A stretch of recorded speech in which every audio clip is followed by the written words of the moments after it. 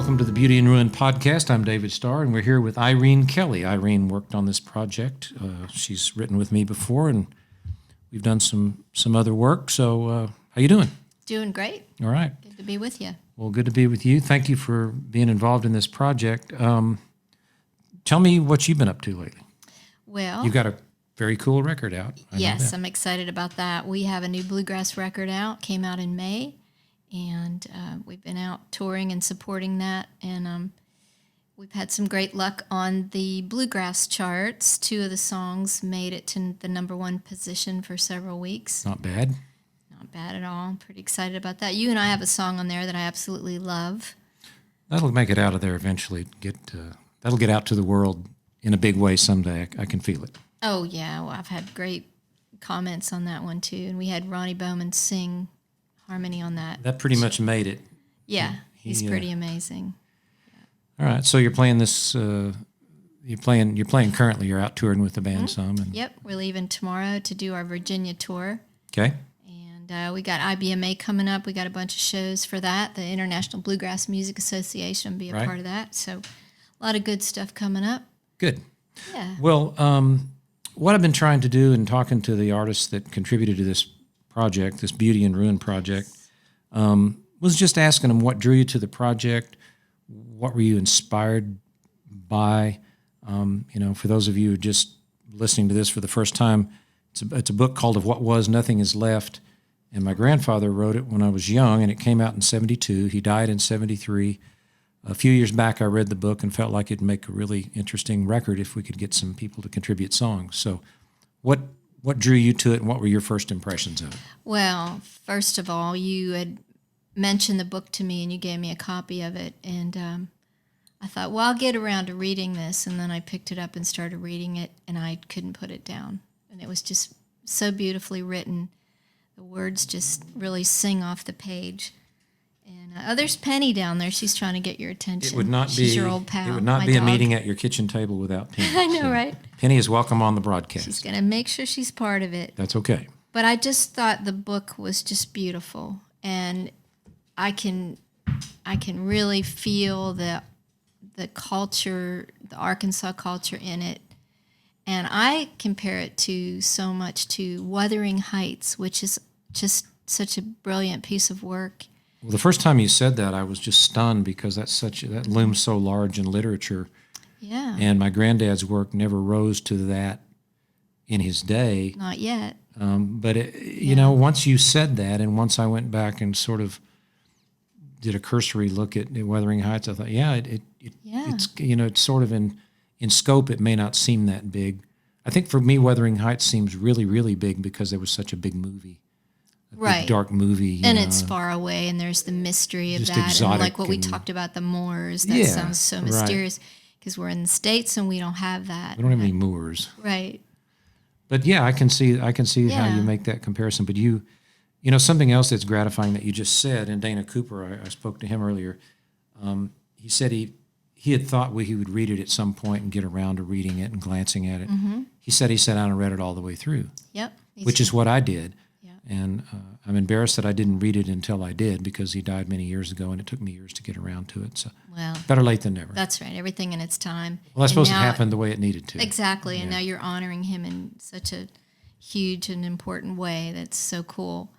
And there's just so much stuff in there that I want to go back and read it again, because I think that once you read through it one time, there's more to it that you can find in it. And it's like Wuthering Heights. I probably watched that movie 3 or 4 times on TV, and it's every time I find something else. Lots of layers. Yes, Bless very you, Penny. rich. Well, something that I was going to ask you about is when you, sort of the way it worked is I gave everybody a copy of the book that said they wanted to be involved, and everybody came back they sort of pulled from the book what inspired them. Mm-hmm. And you picked a fairly cheerful subject. Well, okay, it was a fairly dark and serious subject. Yes, Penny, fairly serious sort of thread that runs throughout the book. Mm-hmm.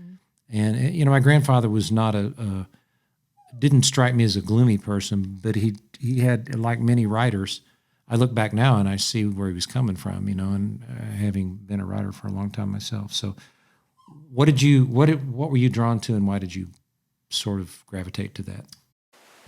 There was something about the image of the woman submerging herself in the creek. And why was she doing that?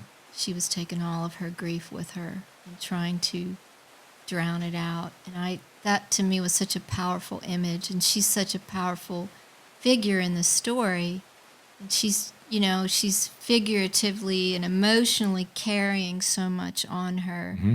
And for her to take all of that down and just try to get rid of it, it's like, wow. And I thought of Ophelia, the Shakespeare character, right, trying to cross the creek, and everybody wanting her to be beautiful and ornate, and they decorated her in this big garb, and what ended up happening, she drowned trying to cross the creek and all of that. There's a little bit of symbolism there, huh? Yeah, the metaphor to me was so vivid and powerful, and you got right into that when I said, hey, down to Laurel Creek. You were like, yeah, let's write that. Well, and for folks, we'll later in the broadcast, we'll actually play the song as it was finally recorded. The song is called Laurel Creek, mm-hmm. but not once, but twice did someone deal with their grief that way in the book. You remember at the end, right. That happened again. And the drowning didn't actually take place in Laurel Creek. It was in the Thompson's Mill Pond. But as I remember, we were writing it, we sort of thought Laurel Creek was just a more lyrical sounding thing. And the Laurel Creek did play a large part in the book. So, it's kind of when you're writing. So we took a little poetic license there. Yeah, and you do that, Yeah. So, but I remember thinking that was a really powerful image, that someone would be so grief-stricken they would take themselves down and actually physically drown themselves. Mm-hmm. That would take an immense amount of sadness, just the weight of that, Sure. And the line you came up with was the weight of the world. Took her straight down to Laurel Creek. Yeah. She knew what she had to do, Yep. So, at that point, there was no talking her out of it. I mean, you could just see this woman was destined to finish out that task. Yeah, and so much in the book seemed, now that I look back at it and just in the moment we've been talking, so much of it is about destiny. Mm-hmm. This young man moves to the South with his family, and he's destined to go work as a hand on this guy's ranch. This woman comes to live with him to be the old man's wife. She's destined to change things irrevocably for these people. This child is born into the world under dubious circumstances. His destiny is sort of laid out, his life script, is what I used to call it, Yep. So much of it. It's rich. There's lots there. Yeah, and the more I talk to the people, the song is. Well, sure. and so much of it, comes, the songs, for those of you who may not have heard the project or seen the book is being reprinted and released with the project. So I think the songs stand alone, but I think the book gives it context. Does that make sense? Yes, I think people are really going to enjoy reading the book too. It's going to be a new, novel, and it's timeless in a way, but it's set in a time that came before. What makes it timeless? I think the human quality about it, the human stories, none of that ever changes. No matter how modern we become, we just have our little dramas and our stories, Well, and I knew my father, or my grandfather rather, to be someone who studied the Bible quite a bit, and he taught Sunday school every Sunday to the men's class. There was a men's class and a women's class back then. And there's a fair bit of sort of biblical reference in the book, all the way back to Adam and Eve and King Absalom, and just the way that since man has been on the planet, we just keep making the same mistakes over because we're human and we're flawed. Yeah. And so there's a lot of innocence in the book as well. It's commonplace. There were slaves, and they weren't mistreated, so that's good. But they are there, and they are slaves, and they're talking about being a part of the end of the song where they're singing. The voices are raising up, and we know how beautiful that singing would sound, just imagining that. But we don't talk about that anymore. Well, and one of the things that Chris Epting, who's a writer, he writes a lot about baseball. He writes a lot about the movie business. He helped John Oates write his memoir. Mm-hmm. Chris, and I don't know that I've told you this, Chris helped me write the foreword and the afterword for the book.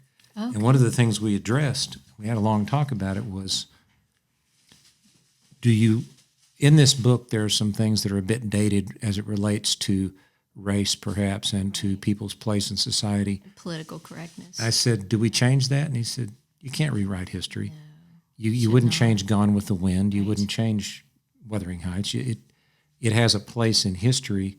Certainly if it had had some very, very objectionable language, I would have thought twice about it, maybe. But it didn't. It was just referential, So, do you feel like we should have left it alone and sort of let it? I think you did exactly the way you should. Just maybe a new forward and ending, or what did you call the ending? That afterward, and leave the rest as is. Well, the language is beautiful. I love your grandfather had so many nuggets in there that we pulled out for song ideas. Maybe we didn't even get to use some of them because there were so many. It was just chock full of things like that for songwriters going, oh, there's a song. Wait, there's a song idea. Well, yeah, and right? you pulled out that image of the grief and the weight of the grief. John Oates liked the sound of the song of the town called Jubilee. He said, I just love that name. I want to use that in a song. Okay, so that's what he and Jim Lauderdale and I came up with for that one. So, and then Dana, we decided that beauty and ruin can exist all in one place, and maybe Laura, who was the sort of the heroine / villain of the book, she was all that in one package. Yeah, you'd see her coming; she was beautiful. By the time she was done, it was ruin. So it was the whole. How about, I'm remembering a line, David, another song that we wrote. I don't think it ended up being on the record, but. We were all but married. I was getting to that. That was a great line. Yeah, because we were all but married. That image. That was Cindy and Frank in the book. Right, and you know exactly what that means. Yeah. You don't even have to explain that. Well, actually, I didn't get it at first until you said that. I went, I see what they're doing. Yeah. Let's go ahead and just make it official. Yeah. So, right. Well, let's talk about that, because as often happens on a record, you wind up with more songs than you can use, and particularly particularly since we were going to do a vinyl version of this, you can only put so many on the per side. In fact, on the vinyl version, one song gets left off, one that I wrote with Oates. That's okay. That's all right. We wanted the thing to sound good, but you and I wrote a song called Stars. Yes. I still think it will see the light of day at some point, because when we wrote that song, we were thinking, I think, if I remember right, that at the very end, these two people are left. Yep. The world's falling away around them. Everybody's gone. Everything's fallen into decay, but they have each other. Yep.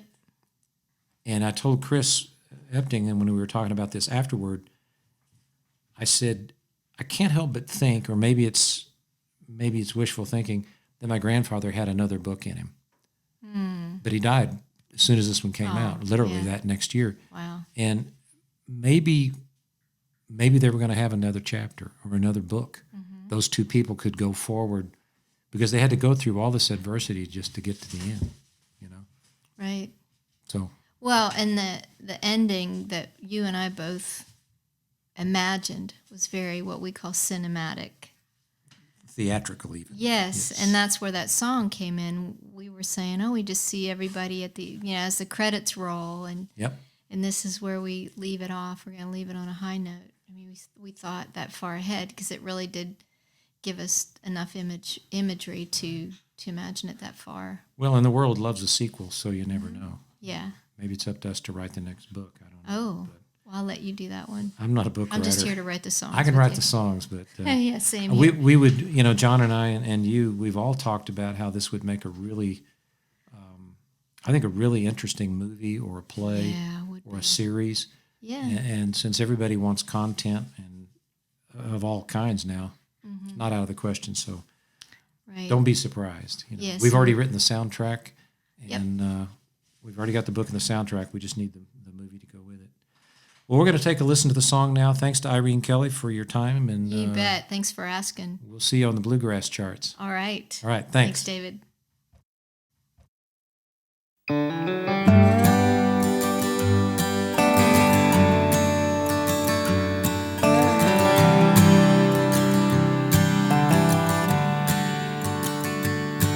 She prayed for a son she hoped would be the light in her eyes, but soon she'd see it was Wednesday's child, full of trouble and woe, and he left her to grieve among the seeds he'd sown.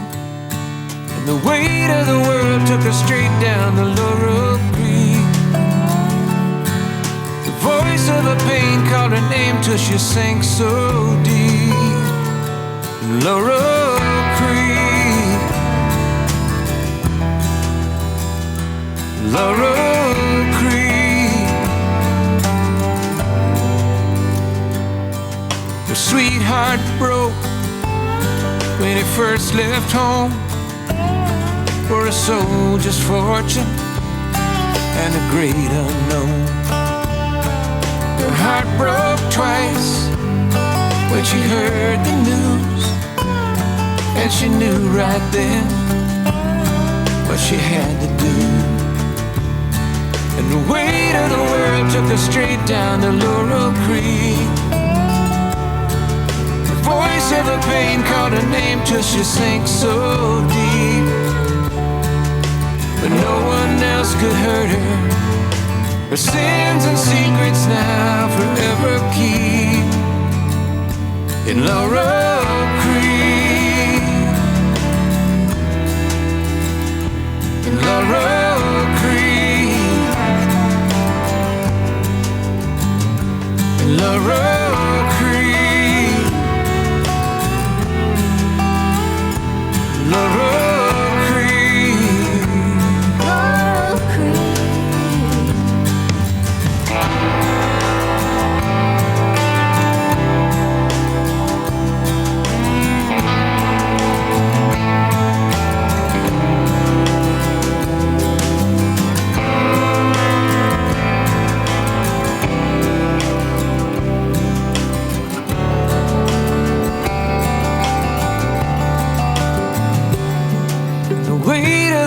took her straight down to Laurel Creek.